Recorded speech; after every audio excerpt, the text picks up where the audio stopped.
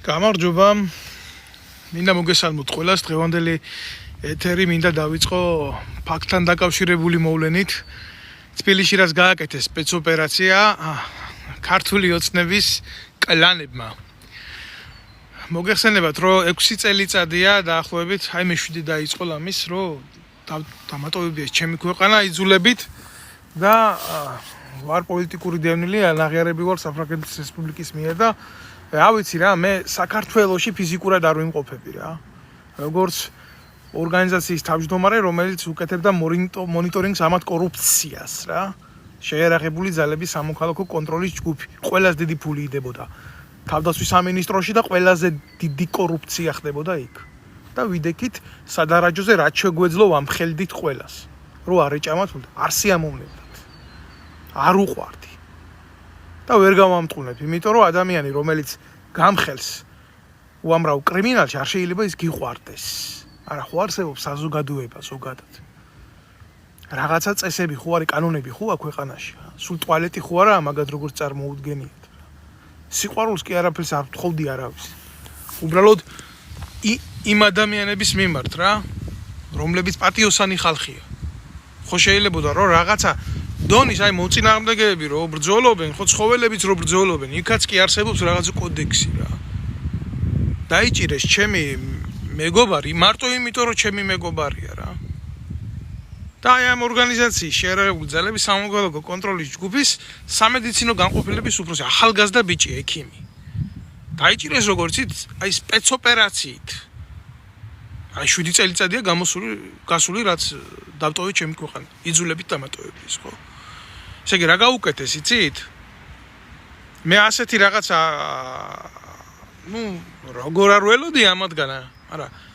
უბრალოდ ამისთვის ცალიათ, რომ ესეთი რაღაცეები იკადრონ? რა ვიცი, კაცი კაცთან ცხოვრობს და ის არ ითვლება ლამის სირცხვილად დღეს საქართველოში და ახალგაზრდა უცოლო ბიჭს რო ქალს მიუგზავნიან. და კი შეიძლება არამორალური მხარეა ახლა ამის ლაპარაკი, მაგრამ ბიჭო, ახალგაზრდა უცოლო კაცი ქალთან თუ გაივლის ამის გულისთვის, როგორ შეიძლება კაცის გალანძღვა ასე. ბერი ხო არ არის ის ჩვეულებრივი სამოქალაქო პირია რა. ყველანაირი მორალური რაღაცეების გარეშე და აქ იმის უფლება კონდეს ქალთან ინტიმური კავშირი. ესე იგი, უშიშროება დაკავებულია იმითი, რომ მოძებნოს რა, ესეთი ქალები გაიფორმოს ანგარიში და რო გამოვიდა ამ ქალიდან დაახლოებით 3 წუთში ჩასაფრებული ჩვენი საამაყო საქართველოს პოლიცია და ვიდეოკამერებით აბა ჯიბეში რა გაქვს. და ჯიბეში მომხმარებლის დოზა, არც მეტი, არც ნაკლები ნარკოტიკი. და დაიჭირეს კაცი, გადაიყვანეს ნარკოლოგიურ განყოფილებაში, სამხარაულის საექსპერტო ბიურო ამტკიცებს, კიდე კაი იქ ვიღაცა სინდის დამუსი შერჩა, არც ნარკოტიკზე უშუალოდ და არც მის სისხლში არ აღმოჩნდა ნარკოტიკული ნივთიერება და დნმ. და ეუბნებიან, რომ რადგან ახლა შენ სისხლში არ აღმოჩნდაო ეს დნმ, ამისიო მაშინ ადექიო და მაშინო თქვიო, რომ ვიღაცისთვის მიქონდაო რა და ვიღაცისთვის გაგატანესო. და ვინ გაგატანა და როგორ გაგატანაო, მაგასო აქო ჩვენო შევკერავთო რა. აი რა დონეზე არის დასული საქართველოს პოლიცია. ამას უკეთებენ ახალგაზრდა ექიმს, რომელიც უსასყიდლოდ ეხმარებოდა ყველა მთავრობის მიერ ნაღალატებ ვეტერანებს.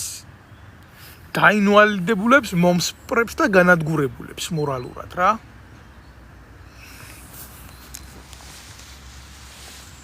$3,000 აქვს ამ ბიჭს მისატანი გირაო.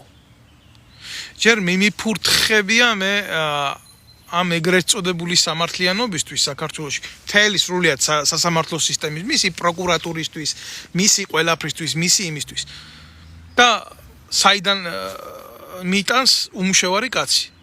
6 წელიწადია ეს ბიჭი პოლიტიკურად არსად არ ყოფილა, არც ნაცია, არც კოცია, აი ამ ბიჭის ერთადერთი დანაშაული დღეს რაც არის ის არის, რომ არც ნაცია და არც კოცია. და არც აპირებს რომ გახდეს რომელიმე. კაცი ყანაში, პარნიკში, იმას პამიდორს და კიტრს ნერგავდა, თესავდა და მოყავდა და დაიჭირეს. უპატიოსნესი ბიჭი და ედავებიან უნდა მიიტანოს 3000 ლარი. თუ არაო, თუ შენ ხო იციო, დედა შენიო ონკოპაციენტი ყავს, რა კარგად ყოლიათ ოჯახი.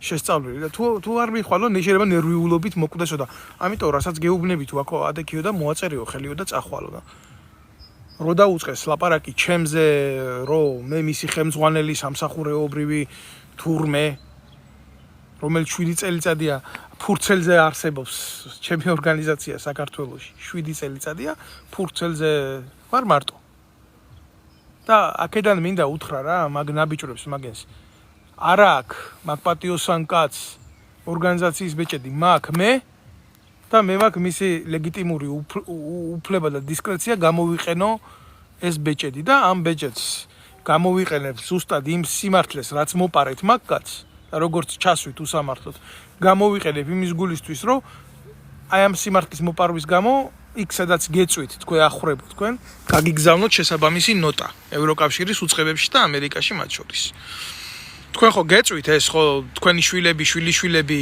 შვილთაშვილები, ნაპარი ქონებებით რო გულაობენ აქ.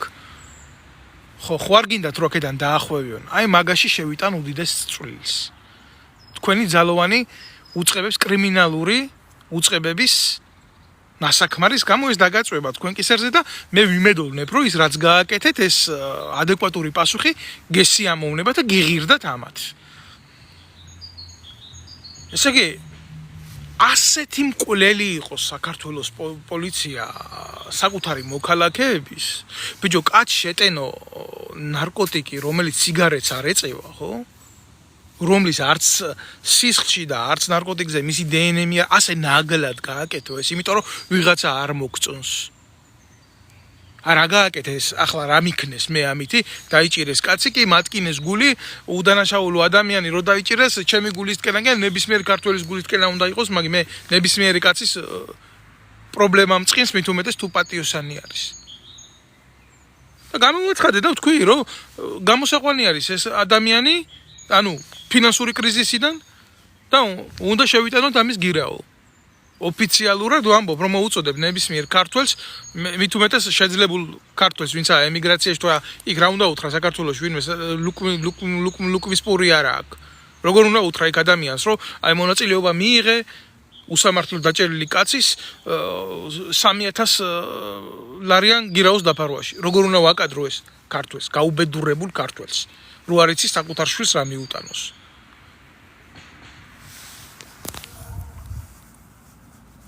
ამათი ვაჭარი დედავატირე ამათი რა სადამდე დადით ბიჭო სადამდე დადით რითი გინდათ რომ შეავსოთ ამ მათხოვარი ერის ბიუჯეტი ვერაწარმოებთ ვერაფერს არც ქარხნები არც ფაბრიკა ტრუსიკს ვერ კერავთ ეკონომიკა ისეთი ვერ შექმნით ქვეყანაში და ტუალეტის ქაღალდს ვერ აწარმოებთ თქვენ ქვეყანაში და თქვენ გინდათ რომ აი ესეთი რაღაცეებით შეავსოთ ქვეყნის ბიუჯეტი? აი იმას რომ თავი დავანებოთ რომ მორალურად ეს არის სერიოზული პრობლემა და უბედურება რომ აი ესეთ რაღაცებს კადრულობთ. სინამდვილეში საქართველო გახდა ნარკოტრანზიტის ქვეყანა, ნარკომწარმოებელი ქვეყანა გახდა თქვენ ხელში. რატომ არ გინდათ ამ ყველაფერს რეალურად დაარქვათ თქვენი სახით თქვენ არ იყავით ის ხალხი ბიძინა ევანიშვილი რომ თრიაქის და პლანის პლანტაციების გაშენებას აპირებდით და თქვენ არ იყავით ის ხალხი ნარკოტიკის ლეგალიზაციას რო აპირებდით მსუბუქი ნარკოტიკი არისო ესო და მსუბუქი ნარკოტიკისო ლეგალიზაცია უნდა კულტივაცია უნდა მოახდინოთო თქვენ არ იყავით ამას რო აპირებდით ივანიშვილი არ იყო და ივანიშვილის სასტავი არ იყო ამას რო აპირებდა და მაღაზიებში გაყიდვას რო აპირებდით თრიაქის ხო იყავით თქვენ ეს თქვენ რა მორალური უფლება გაქვთ ვინმეზე რამე თქვათ საერთოდ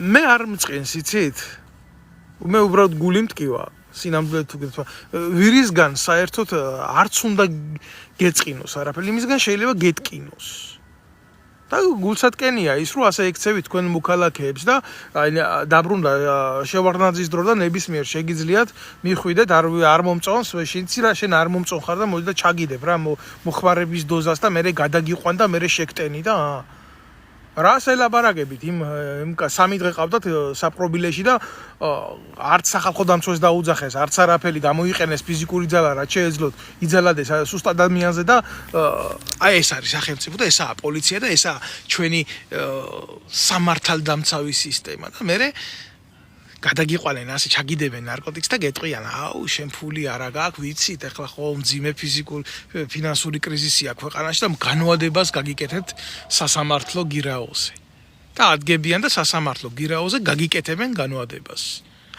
იმიტომ რომ ქვეყანაში მძიმე სიტუაციაა და შეიძლება ვერ გადაიხადოს შეიტან ასე 3000 თუ გაქვს შეიტან 250 ლარობით ან 500 ლარობით შეიტან თუ კაი დედა და მამა გყავს შეიძლება უცებაც დაგიფაროს აი რა უბედურება გვჭირს ხალხო ჩვენ ქვეყანაში და ჩვენი ქვეყანა საქართველო არის ნარკოლაბორატორია საქართველო არის ფრთა გაშლილი ნარკო დილერების ქვეყანა ბარიგების ქვეყანა სადაც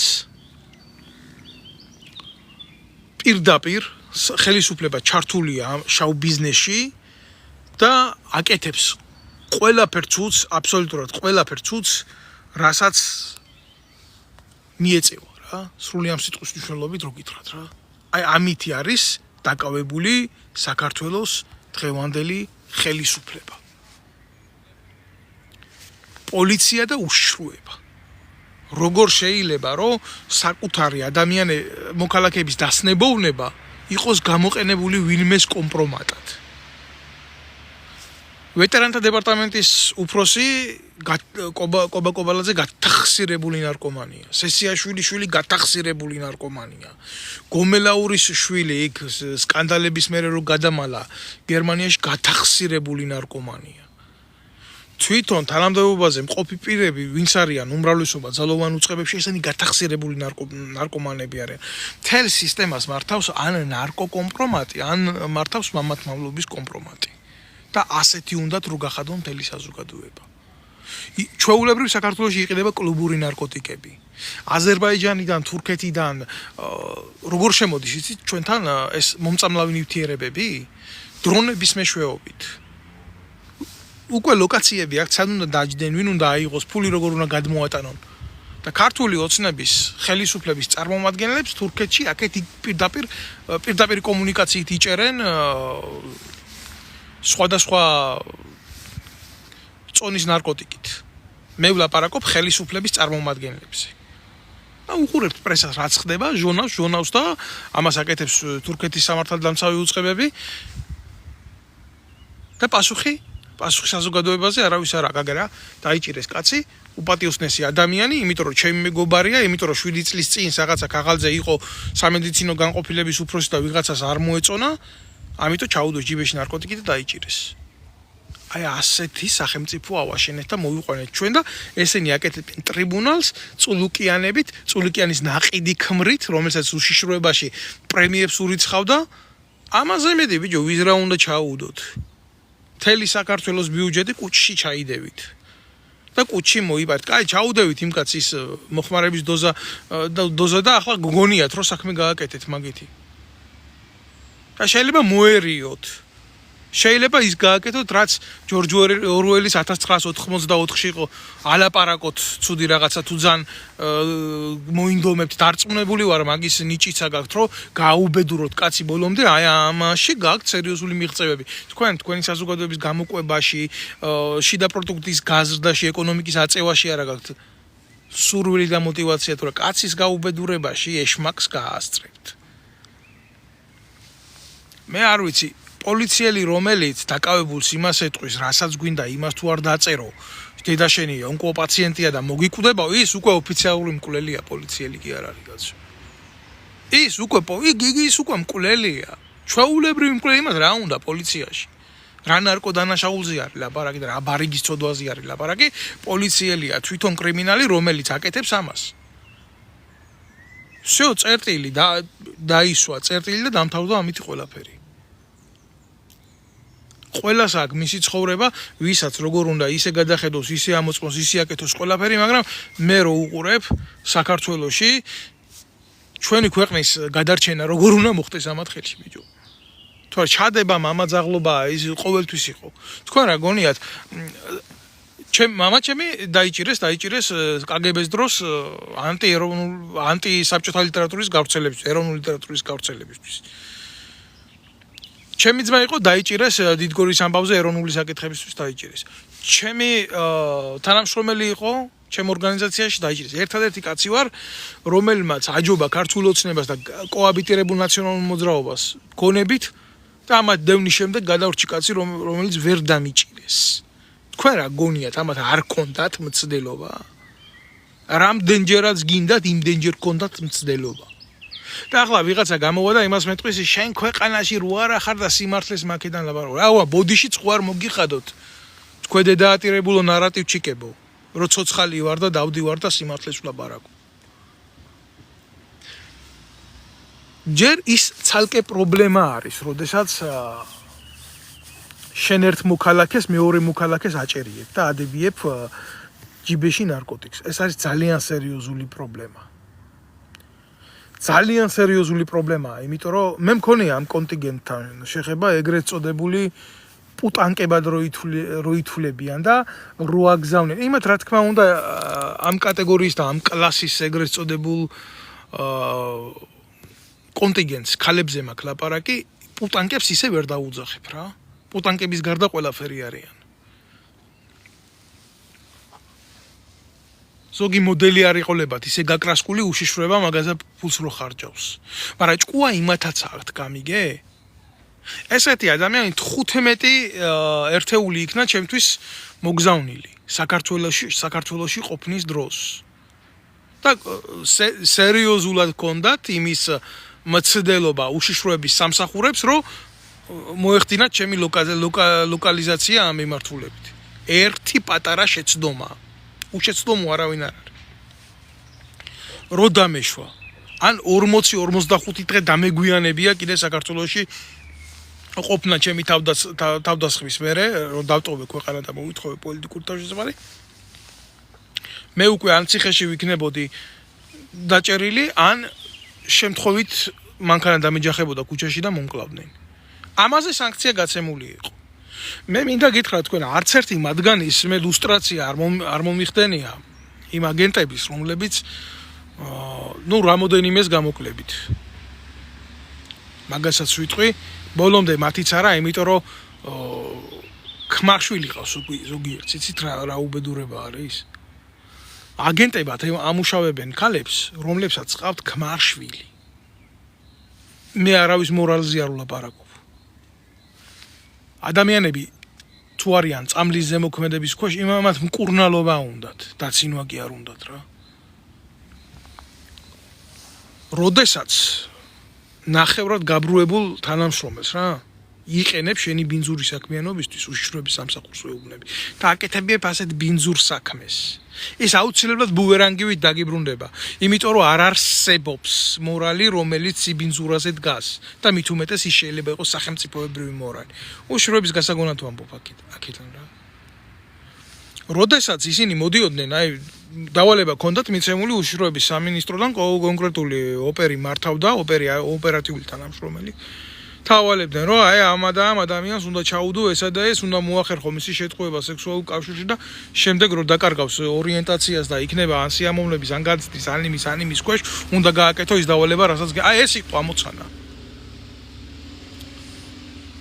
ჩემთან მიმართებაში ნარკოტიკი კი არ იყო ჩასადები. ჩასადები იყო იარაღი, ავტომატიური ცეცხლსასროლი იარაღი, რომლის მუხლიც არის 9 წლამდე.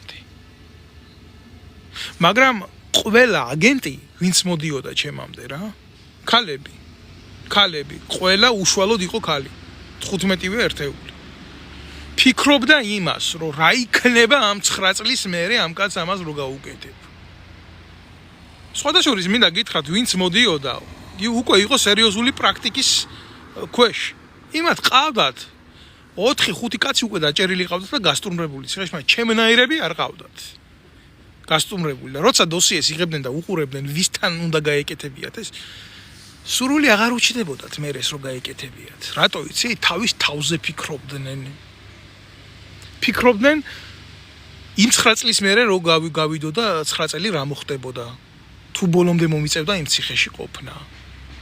ამიტომ ამბობდნენ, ერთია გაუშვა კაცი ციხეში და მეორეა გაუშვა შენნაირი კაცი ციხეში, რომელიც აუცილებლად მოგნახავს და მოგთხოვს. და არავის არ უნდოდა რომ ყოფილიყო პირველი ეშელონი, რომელსაც მოეთხოვებოდა პასუხი. ამიტომ მეუბნებოდნენ, რაში იყო საქმე და ყოველთვის ვიქცეოდი ისე რომ ისინი არ დაზარებული იყვნენ და უბრალოდ ვერ მოახერხეს. უბრალოდ ესეთი რაღაცა არ გაკეთდა. აი ამან მომიყვანა იმ დღემდე, სადაც აღმოჩნდი ფიზიკურად ქართული ოცნების პროპაგანდონების წინაშე და რო ვერაფერი ვერ დადგეს ამ თავისი მეძავებით, მერე რუსთაველის თეატრის მსახიობი გოგა ბარბაკაძე გამოიყვანეს და მოაწყობიეს ქუჩაში თეატრი. თელ ჯგუფთან ერთად, პოსტივის ჟურნალისტებთან, გადამღებებთან და ესეთ ტიპებთან ერთად რა. და დამარტყეს ზურგიდან ცივი არაღი და შემდეგ ხელი და რა ვიცი მიღებდნენ და ანახეს მე იქ რამოდენიმე მაღალ ჩინოსანს როგორ გამლახეს მე. აი ეს არის სიმართლე.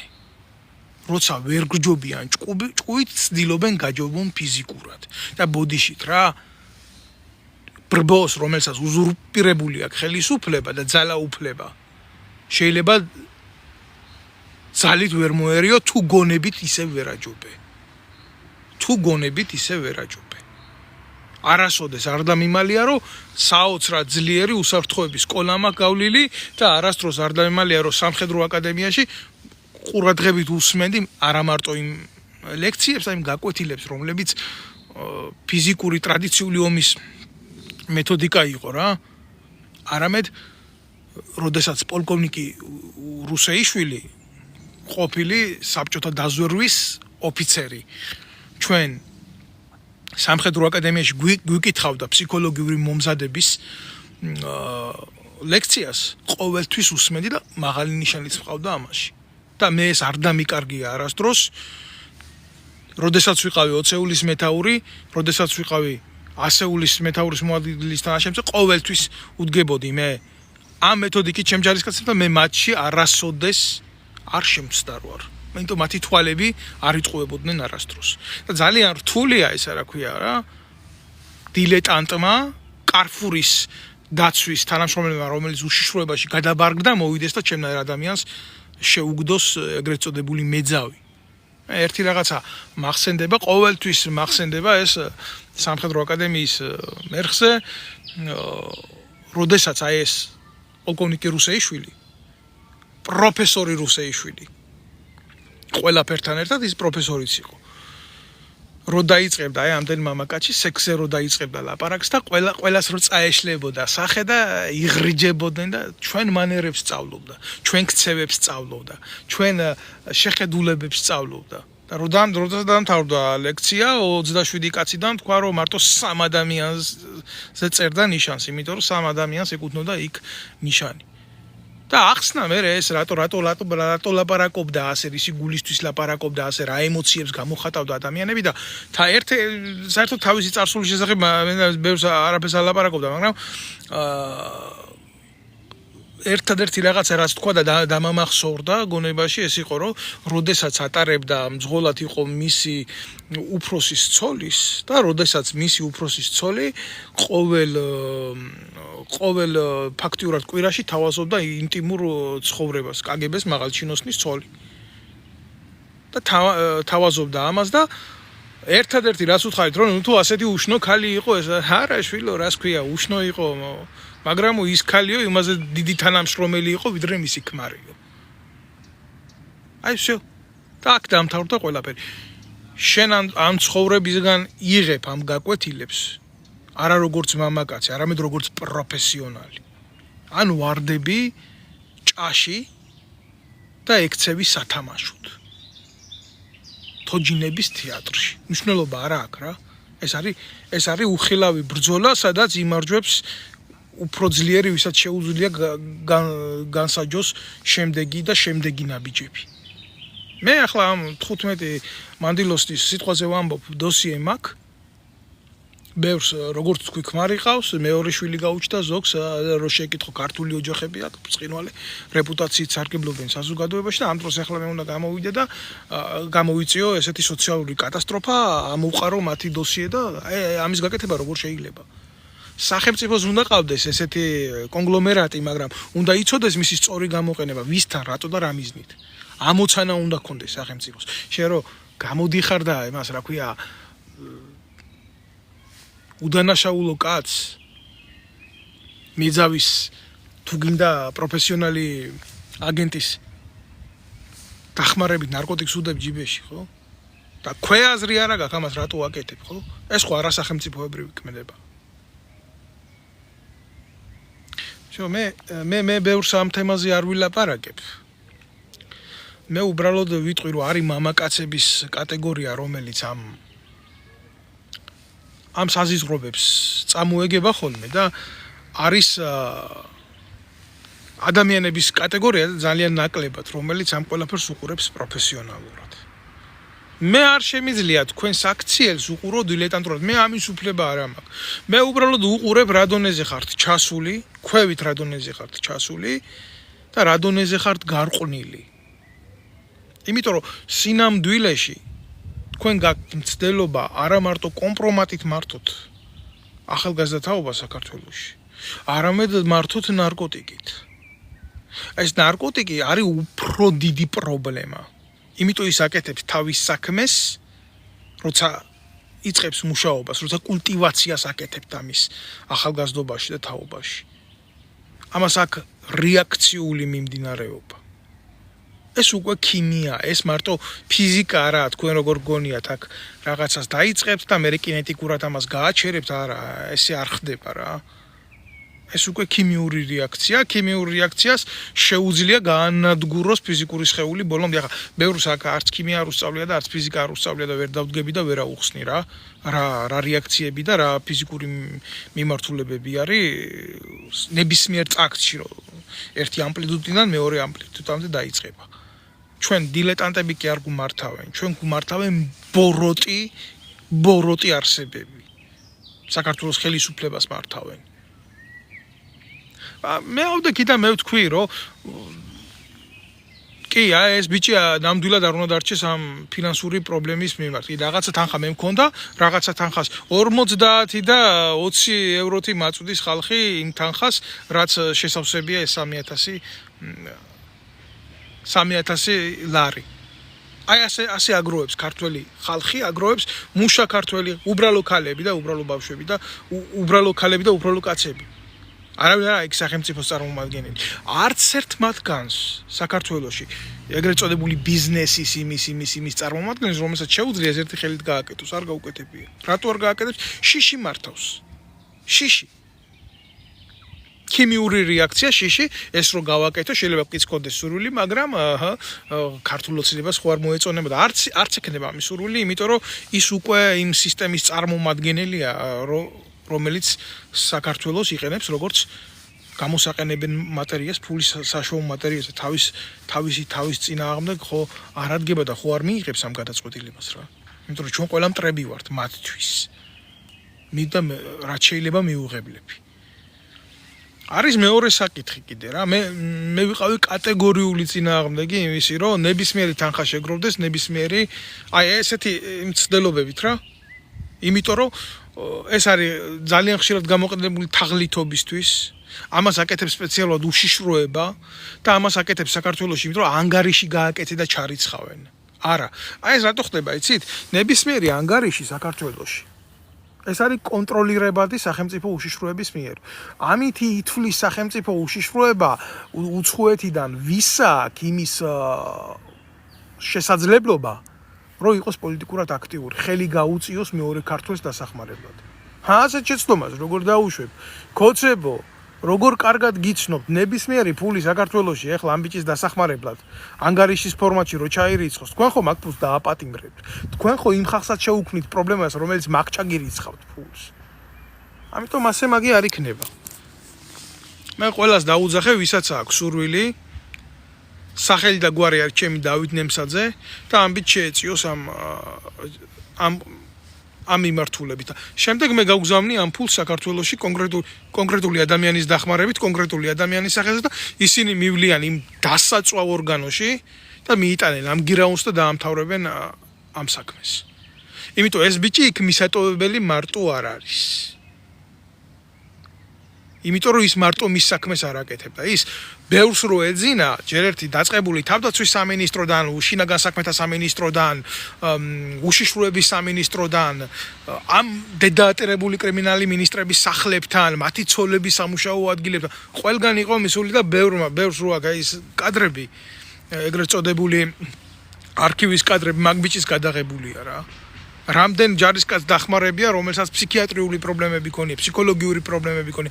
რამდენთან მივსულ ვართ მაგალითად სავანტყოფოში მისულა ეს ბიჭი და ოპოზიცია გაუკეთებია ამ წერილზე, რაც დაუდვია სამედიცინო დასკვნას. აი მაგალითად ერთი შემთხვევა იყო, ჯარისკაცმა, ავღანეთთან ერაყმოვლილმა ჯარისკაცმა ემბრიონის პოზაში მიიღო ასე მდგომარეობა და გაითიშა. და ვეღარ ადგა და დარჩა ფსიქოლოგიურად სულიერად ავანტყოფი. რა გააკეთა, იცი? თავდაცვის სამინისტრომ გამოუცხადებლობაზე ჯარში სისხლის სამართლის საქმე აუძრა ასე დავანტყოფს. და რო არ ყოფილიყო ეს ბიჭი რა, ვინც დაჭერილი ყავთ. ამ ნაბიჭურებს ამას ხო? ეს კაცი ავანტყოფი. ნაცვლად იმისა, მკურნალობა ჩაეტარებია, ციხეში წაიყვანდნენ ასეთ მდგომარეობაში. აი ესე მაქვს რა. არქივი როგორ ექცეოდნენ ჩვენ ჯარისკაცებს საქართველოს სახელმწიფოს სახელით, აი ეს ნაბიჭვარი ქოცები. კოაბიტირებული ნაცებიდან, ამათმა ხო გაძარცვეს ნაციონალური მოძრაობა. მე მესმის, რომ თქვენ არ გიყვარვართ. და არც უნდა გიყვარდეთ, მაგრამ მეც ხომ აქ უფლება, რომ თქვენ არ მიყვარდეთ. ამიტომ მე კიდე ერთხელ ვამბობ რა, ეს ამბავი გავწიე სხვა სივრცეში, არც სიყვარულის და არც იძულვილის ამბავია ეს ყველაფერი და გიყურებთ პროფესიონალურად რა, ხართ მტრები და მტერი კიდე როგორც სამხედრო აკადემიაში მასწავლიდან მტერი მხოლოდ უნდა გაანადგურო რა. ხო და ჯერ მაგხელა ქრისტიანი არა ვარო, თქვენაირი მტერი შევიყვარო როგორც მოყვასი. და თუ მივაღწევ მაგხელა დონეს ჩემს არწმუნოებაში აუცილებლად ბოდიშს მოგიხდით ყველა სიტყვებისთვის და გამოგიცხადებთ საჯარო სიყვარულს. და მე თავს გავიმართლებ, რომ დიდი ქრისტიანი ვარ. თქვენ მანამდე დაიმალეთ მაგ თქვენ ორგანოებში, ისარგებლეთ სანამდე ხელისუფლებაში ხართ იმითი, რომ ძარცვოთ პატიოსანი ადამიანები, ძარცვოთ ემიგრანტები, ძარცვოთ ქართველები და იყოთ კმაყოფილი და ბედნიერი ამით რითაც ხართ. მეც ვერაფერს ვერ გეტყვით. აუბრალოდ გული იმწყდება რა, რომ ქურდი და მამაძაღლის სესიაშვილის შვილი უშიშროებაში იქნა დანიშნული, იმიტომ რომ მამამისი იყო უშიშროების მინისტრის უშიშროების კომიტეტის თავმჯდომარე.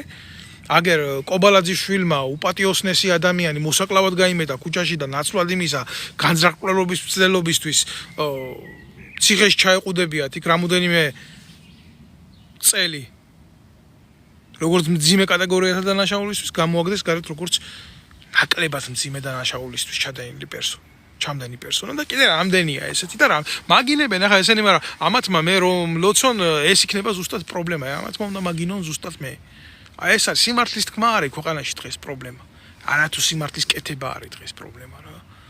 შო, ამის თქმა მინდოდა მე დანარჩენი ვისაც რა რისი სურვილი ექნება, როგორც ექნება და რანაირადაც ექნება, ის მოძებნის გზებს იმისთვის, რომ სიმართლეს დაუდგეს გვერდში. გაუბედურებულ ქვეყანაში, საქართველოში, ვერავის ვერ ეტყვი დღეს რა.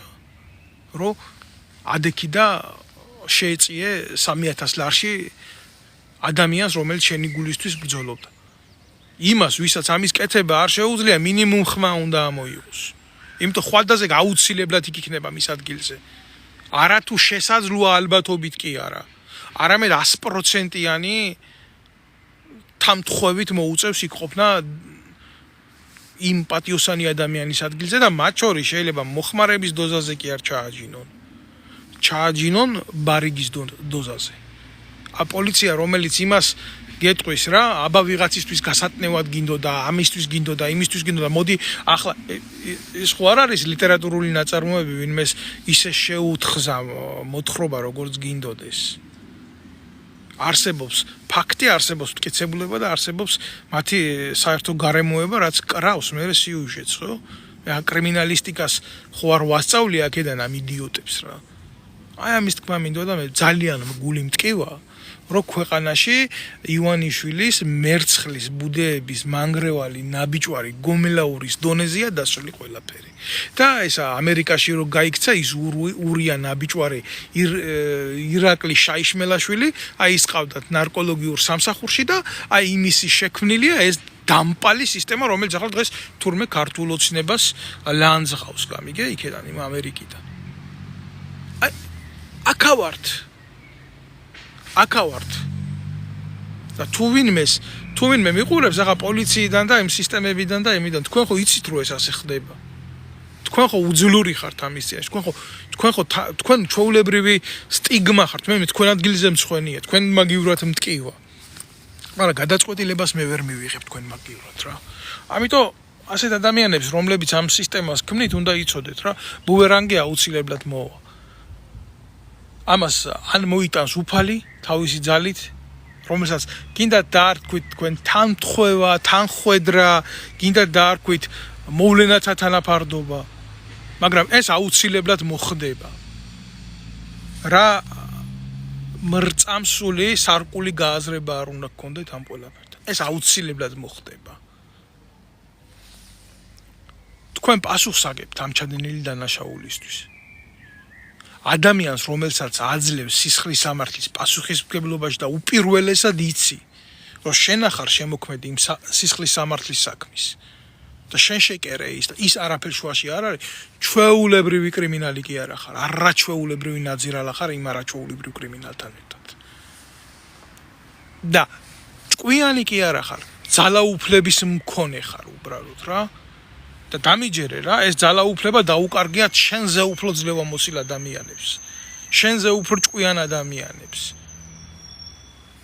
და არ დაგავიწყდეს ის რომ როდესაც ასეთი ადამიანები კარგავენ ძალაუფლებას ისინი ძალიან უსუსურები არიან მერე და მოიძია ამის შესახებ ინფორმაცია თუ გინდა იცოდე რა არის შენი ბოლო და როგორი იქნება შენი ბოლო და გაუმკლავდები შენს უსუსურებას როდესაც ეს დღე დაგიდგება მერე შენ გაუმკლავდები მოერევი მე შენი სინდისის ხმას უძახი ახლა ვინც ეს ჩაიდინე ვინც ეს გააკეთე თორემ მე შენი სახელის ვიცი გვარიც ვიცი დაწყებული ჭანჭიკიც ვიცი ვინც შეგიკვეთა ეს ყველაფერი არაობა ხარ არ ღირ ხარ სახსენებლად ხვალდაზე შეიძლება გაგასაჯარო და მოუყვე ყველას ვინაა პროკურორი ვინ არის გამომძიებელი ვინაა ოპერმოშაკი ვინ არის ამის დამკვეთი მაგრამ იმდენად დიდი პრობლემური სიტუაცია ზოგადად რა თვითონ ეგრეთ წოდებულ დაჯგუფებაში თემში ქართული ოცნება რო ქვია რა თემი ქვია უფრო თემია თემური წყობილება მაგათ თემი აქვს ფეოდალიზმი აქვს და იმდენად დიდი პრობლემა რომ ესენი ერთმანეთს უჩალიჩებენ და ეს საწოდავი ბიჭი ვინ დაიჭირა იცით ქვედა დონის ვირთხამ დაიჭირა აი იმიტომ რომ ეს ზედა დონის ვირთხები ვაგინო აი ესეთი პრობლემა არის თუ არავის არ უნდა ახლა აქედან მე გამოვიდე ვაგინო ქართულ ოცნებაში ნამდვილად არ უნდათ რა მობეზდათ ეს ყველაფერი თანაც იციან რომ მტკივნეულია ჩემი გაკეთებული თემა და მით უმეტეს იციან რომ აი ამ ბეჭედს რომელიც მაქვს გამოვიყენებ ამათი შვილების ამათი ცოლების დედის საწყნავად არ მინდოდა შემეგინებია მაგრამ მაინც შემეგინა რა და უკვე მათ ცოლებზე მათ შვილებზე და იმაზე რო გადის ეს ყველაფერი გამიგე და მით უმეტეს იციან ესე ტირანიული მიდგომებისთვის როგორი ფორმით გავაკეთებ ამას არ უნდათ ეს არ არის გაკეთებული მაღალი ეშელონების არა ეს პატარა ეშელონებმა გაუკეთა დიდ ეშელონებს და ხა ამაში ცდილობს რომ ჩემი წიხლი მაგათ ჭადრაკის დაფა არის ჩვეულებრივი ოღონდ როგორც ჩანგალი არ ვიცი იცით თუ არა ეს პოზიცია რა დაფაზე როდესაც აი ძალიან მარტივი შემთხვევა გახსნილი ფორმით პაიკს გაწევ, თუნდაც ნებისმიერ ფიგურას გაწევ და აძლევ ოფიცერს იმის საშუალებას, რომ ან ერთი აიყვანოს ფიგურა, მოწინააღმდეგის უპირატესობითი ხარისხი, ან მეორე აიყვანოს. უფრო დეტალურად როგორ ახსნა ეგ სიტუაცია არ დაიწყობა, უნდა ანახო პირდაპირ დაფასე ეს ყველაფერი. და მე ერთი რაღაცა მტკივა, მე მტკივა ჩემი მეგობარი, პატიოსანი ადამიანი მტკივა. და მის ადგილზე ყველა ასე მეტკინებოდა, მის ადგილზე ყოველთვის ასე მოიქცეოდი, ყოველთვის ამას ვიტყოდი და ყოველთვის ამას გავაკეთებდი. იმიტომ ძალიან უნიჭო ტექნოლოგიებია რა. ძალიან უნიჭო ტექნოლოგიები. თუმცა ჩემთვის ერთია. წიხლს მიიღებს უფროსი უნცროსის მაგივრად. და მე არ ყვიონ ერთმანეთში უნცროსი და უფროსი ვინაა, ცოლ-ქმარს შორის სასქესო ორგანო რო დაერკარგებათ, ვისი და როგორ და რანაირად. აი ამის თქმა მინდოდა მე. პატიოსანი კაცის ბედი ყოველთვის მტკივა, კიდე ჩემი იყოს, კიდე სხვისი იყოს. გისურვებთ ყველას მშვიდობას, მშვიდობიან ღამეს გისურვებთ და ღმერთმა გაშოროთ. თქვენ ახლობლებში, თქვენს ნათესავებში ჭეშმარიტად გაშოროთ ნარკოდანაშაული და ნარკოსენი. იმიტომ მე მინახე ადამიანები, ნარკომანები, რომლებიც ცოლი ქმარს ყიდის, ქმარი ცოლს ყიდის, დედა შვილს ყიდის, შვილი დედას ყიდის, მამა შვილებს ყიდის და ასე შემდეგ რა. და მე ვიცი ეს რა საშინელება არის. და მე ისეთი ისტორიები ვიცი ამის შესახებ და არა მარტო ვიცი, არამედ ზუსტად მინახავს ამის შედეგები რა. ეთქობა ამაზე უფრო ბევრს უნდა ლაპარაკობდეს ჩვენი სამედიცინო სფერო, მაგრამ საქართველოში მეცნიერებათა აკადემიის თავმჯდომარე ერთი ზარით შეიძლება გახდეს ხარიბაშვილი, ამიტომ ყველაფერი ამის მერე საქართველოში არათუ მეცნიერება და საზოგადოებრივი ცნობიერების ამაღლებისთვის მიმართული მეცნიერებაა მკვდარი, არამედ პასუხისმგებლობაა მათში მკვდარი. და ეს ყველა ნარკოდანაშაულზე მეტი უბედურება არის, როდესაც შეგნებული ადამიანი მიზანმიმართულად კლავს თავის თავში პასუხისმგებლობის გრძნობას საზოგადოების წინაშე. და ამაზე ძალიან ბევრი შემიძლია ვილაპარაკო. უბრალოდ ვერ უყურებ ნათელ წერტილს, რომელიც სწორ ეკოს გააკეთებს ამ გამოსვლის, ამ გასაუბრების, მაგრამ მე ხო ამას ვლაპარაკობ იმ ადამიანებისთვის, ვინც ამას გულდასმით მოისმენს, ვინც ჩაუღრმავდება თითოეულ სიტყვას, რაც მე ვილაპარაკე, რაზეც მე ვილაპარაკე. და ვისთვისაც ეს გამოსვლა ლაყბობა არ იქნება, იმიტომ რომ იცის ხვალდაზე არათუ მისი უახლოესი ნათესავი, არამედ თვითონ შეიძლება აღმოჩნდეს ამ სიტუაციაში. და იქ 4 კედელში მერე უძლურება და უძლურება რო დგება. ციხეში, ხო? ის იქ უკვე სხვა სამყარო იწყება. და ამის შესახებ მე რო არაფერი არ თქვა, კაცობრიობას უკვე თავისი ქვა აქვს დადებული. თუმცა ცხოვრებაში გამორიცხული არაფერი არ არის, უნდა იყო ყველაფრისთვის მზად. აი ამის თქმა მინდა მე მხოლოდ რა. არა, მე ხელისუფლების შინაგანი ხმის და პატიოსნების გაღვიძების იმედი არ მაქვს და მაგისთვის არ გამიკეთებია ეს ყველაფერი. უბრალო ხალხისთვის, გაფრთხილებისთვის გავაკეთე რა. ეგრე. სამყარო მართლა საუკუნეებით იქმნებოდა და აი ესეთი ომი ჩვენ სამყაროს, ჩვენ ქვეყანაში ერთ წამში დაგვინგრევს ყველაფერს. მადლობა.